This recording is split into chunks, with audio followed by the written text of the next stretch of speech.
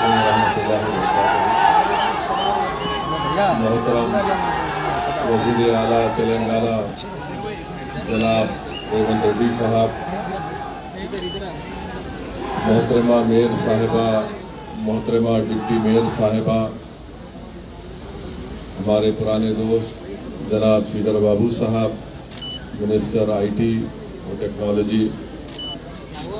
شہنشین پر تشریف فرما تمام معزز اراکین اسمبلی، اراکین قانون ساز کونسل، تمام ایم اے یو ڈی کے ذمہ داران اور عہدیداران، میں اپنی جانب سے حیدرآباد کی پارلیمانی عوام کی جانب سے محترم جناب ریونت ریڈی صاحب کا آج یہاں پر استقبال کرتا ہوں اور ان کا شکریہ ادا کرتا ہوں کہ انہوں نے حیدرآباد کے دوسرے بڑے فلائی اوور کا آج یہاں پر افتتاح کیا، اور میں ان کا شکریہ اس لیے بھی ادا کرنا چاہوں گا کہ وہ جب وزیر اعلیٰ بنے اس کے بعد اس کام میں بہت سستی پیدا ہو چکی تھی، اور اس کا وجہ یہ تھی کہ فنڈز کی ضرورت تھی۔ تو میں چیف منسٹر صاحب سے نمائندگی کیا اور انہوں نے فوراً اس پر مثبت ایکشن لے کر فنڈز کو جاری کیے، اور الحمدللہ آج یہ حیدرآباد کا دوسرا بڑا فلائی اوور کا کام مکمل ہوا۔ میں اس موقع کا فائدہ اٹھاتے ہوئے چیف منسٹر سے گزارش کروں گا کہ میرالم ٹینک کے اوپر بھی چیف منسٹر کے پاس ایک پروپوزل آیا ہے وہاں پر ایک برج ڈالنے کا، تو اگر ساتھ ہی ساتھ وہ برج کی منظوری مل جائے تاکہ عرش محل سے 9 نمبر سے لوگ سیدھا بہادر پورے کو آ سکیں گے، اور ساتھ ہی ساتھ یہ میرالم ٹینک کے ڈیولپمنٹ کا، وہاں پہ پارک کے ڈیولپمنٹ کا بھی پروپوزل چیف منسٹر کا آفس کو آیا ہے، اور اس پہ کافی محنت ہوئی ہے پرنسپل سیکریٹری ایم اے یو ڈی کی جانب سے۔ تو میری گزارش چیف منسٹر صاحب سے ہے کہ اس کا بھی منظوری دے دے، اور جس کا ذکر ابھی اکبر الدین اویسی نے کیا کہ عثمانیہ ہاسپٹل کا سنگ بنیاد گوشہ محل اسٹیڈیم میں رکھنے کی بے حد ضرورت ہے۔ میں چیف منسٹر سے یہ اپیل کروں گا کہ وہ اپنے آئندہ اپنے وقت اور مصروفیت کو دیکھتے ہوئے جلد سے جلد عثمانیہ ہاسپٹل کے اس کا سنگ بنیاد رکھ دیں۔ اور تیسری بات سی ایم صاحب سے یہ کہنا چاہیں گے کہ نلگنڈا کراس روڈ کے پاس سے ایک سٹیل برج کا کام بہت ہی سست طریقے سے چل رہا ہے، اور اگر وہ سٹیل برج کا کام جلد سے جلد مکمل ہو گیا تو نلگنڈا چورسے سے لے کر سنتوش نگر سے اویسی ہاسپٹل تک جو ایک ٹریفک کا بہت بڑا مسئلہ ہے ہم اس کو حل کر سکیں گے۔ تو میں پھر سے چیف منسٹر صاحب کا شکریہ ادا کرتا ہوں، اور ایک بات جو ہم نے کلیکٹر صاحب کو بھی دی ہے کہ پرانے شہر میں ہم کو اور زیادہ فائر اسٹیشن کی ضرورت ہے، اور اس کے لیے ایک زمین فلک نما کے پاس ہے۔ کلیکٹر حیدرآباد کو میں نے نمائندگی کی، ان سے کہا ہے کہ ایک فائر سروس اسٹیشن یہاں پر بننا چاہیے، اور سی ایم صاحب کو یاد دلانا چاہوں گا اور شکریہ ادا کروں گا کہ انہوں نے سی ایم بننے کے بعد میری پہلی مرتبہ ان سے فون پر بات چیت ہوئی، میں مبارکباد ان کو دیا تھا، اور انہوں نے کہا کہ اسد صاحب کیا کرنا ہے بولو آپ۔ بولا ایک آپ سے گزارش ہے کہ حلقہ اسمبلی یاقوت پورہ میں 3 ایسے مقامات ہیں جہاں پر روڈ وائڈننگ کی بہت ضرورت ہے۔ تو میرے ان سے فون پر بات چیت کرنے کے بعد مجھے تعجب بھی ہوا اور خوشی بھی ہوئی کہ 2-3 دن کے اندر چیف منسٹر نے 180 کروڑ روپے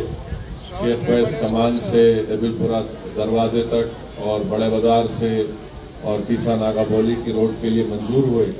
میری سی ایم صاحب سے اپیل ہے کہ اگر آپ اور تھوڑا فنڈ جاری کر دیں گے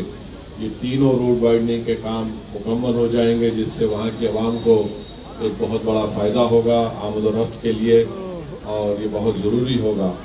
ساتھ ہی ساتھ میں پرانے شہر کے عوام کو یاد دلانا چاہوں گا کہ چیف منسٹر فلک نما کے پاس آ کر اعلان کیے تھے کہ 2028 میں انشاءاللہ تعالی اسمبلی الیکشن سے پہلے پرانے شہر میں جبلی بس سٹینڈ سے لے کر فلک نما تک میٹرو کا کام مکمل ہوگا، اور مجھے آپ کو بتاتے ہوئے خوشی ہو رہی ہے کہ آج میں خود جا کر کلیکٹر آفس میں ہم لوگ 40 لوگوں کو 20 करोड़ के चेक्स उनको बांट कर आए हैं। 1100 प्रॉपर्टीज हासिल किए जाएंगे, जिसमें सिर्फ 2470 करोड़ का बजट है, जिसमें 1000 करोड़ सिर्फ लैंड एक्विजिशन में खर्च होंगे। तो उसमें भी मजलिस पूरा ताउन कर रही है कि जल्द से जल्द उन जायदाद को हासिल किया जाए, उनको चेक दिया जाए। मैंने वहां पर मौजूद हमारे NVS रेड्डी साहब से कहा कि आप CM साहब से बात करिए और बात करके जहां पर मिरालम में एक स्टेशन बन रहा है, मिरालम मंडी के पास, उसको नाम चार मीनार दिया गया है। अगर चीफ मिनिस्टर साहब मंजूरी दें तो वहां से चार मीनार मॉन्यूमेंट तक